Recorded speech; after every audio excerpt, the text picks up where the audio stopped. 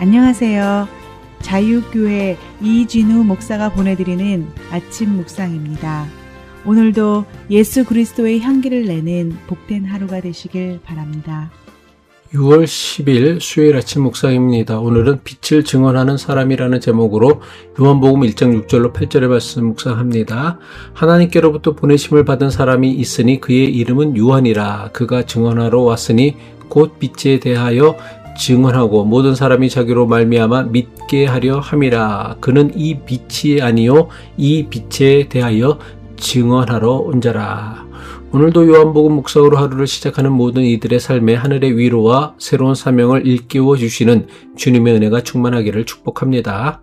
오늘 우리가 묵상하는 요한복음 1장 6절에서 8절의 말씀은 그 거대한 복음의 빛이 어떻게 인간의 역사와 우리의 지극히 평범한 일상 속으로 연결되는지를 보여주는 말씀입니다. 요한복음은 지금까지의 엄청난 신학적 선언을 멈추고 갑자기 역사 속의 한 인물을 우리에게 소개합니다. 요한복음 1장 6절이죠. 하나님께로부터 보내심을 받은 사람이 있으니 그의 이름은 요한이라.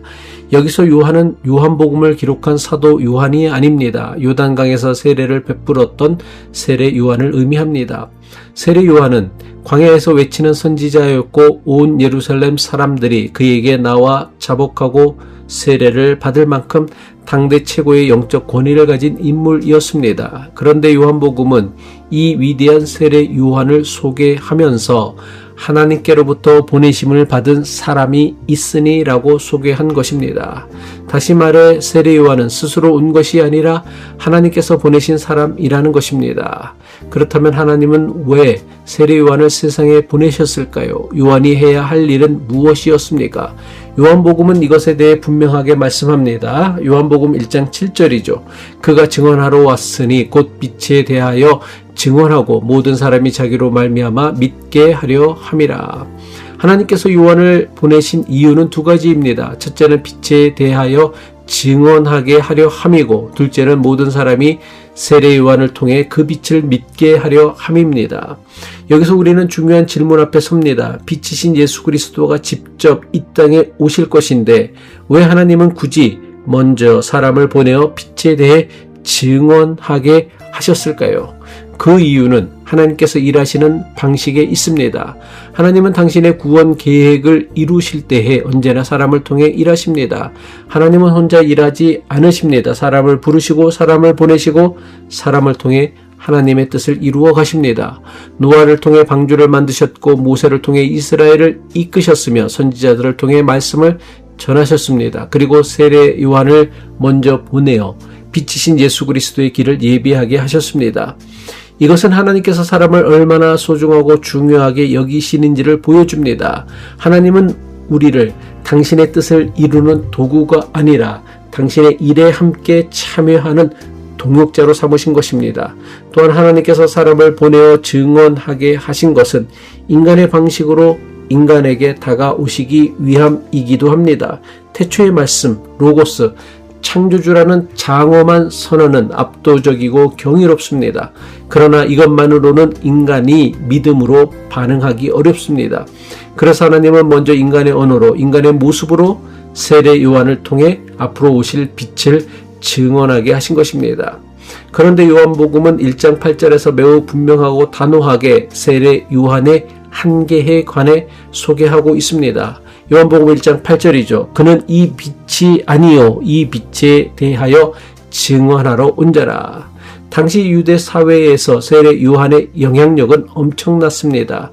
많은 사람이 세례 요한을 하나님께서 보내신 메시아로 생각했습니다. 요한복음 1장 20절을 보면 유대인들이 요한에게 직접 물어봅니다. 당신이 그리스도입니까?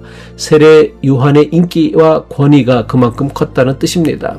세례 요한을 보러 광야에 수천 명이 몰려들었습니다. 사람들은 그의 한마디에 회개했고 종교 지도자들은 물론 정치 지도자들조차 그의 눈치를 보았습니다.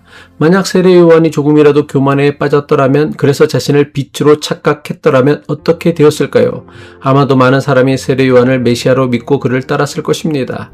빛을 소개해야 하는 자가 스스로 빛이라고 착각하는 순간 오히려 사람들의 시선을 자신에게 붙들어 두는 우상이 되는 것입니다. 손가락은 달을 가리킬 뿐입니다. 그런데 사람들은 종종 달보다 손가락에 집착합니다.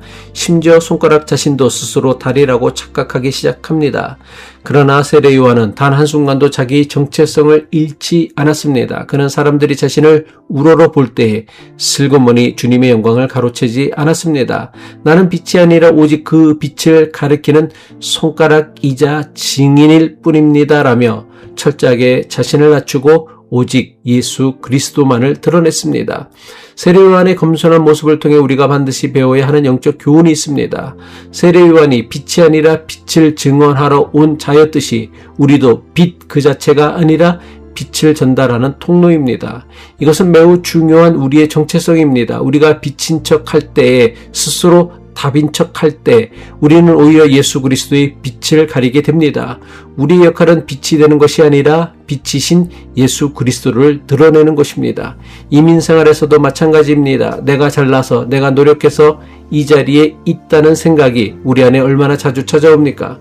그러나 우리가 이 자리에 있는 것은 빛을 증언하기 위해 보내심을 받았기 때문입니다. 우리의 성공도 실패도 하나님은 모두 빛을 드러내는 자리로 사용하실 수 있습니다.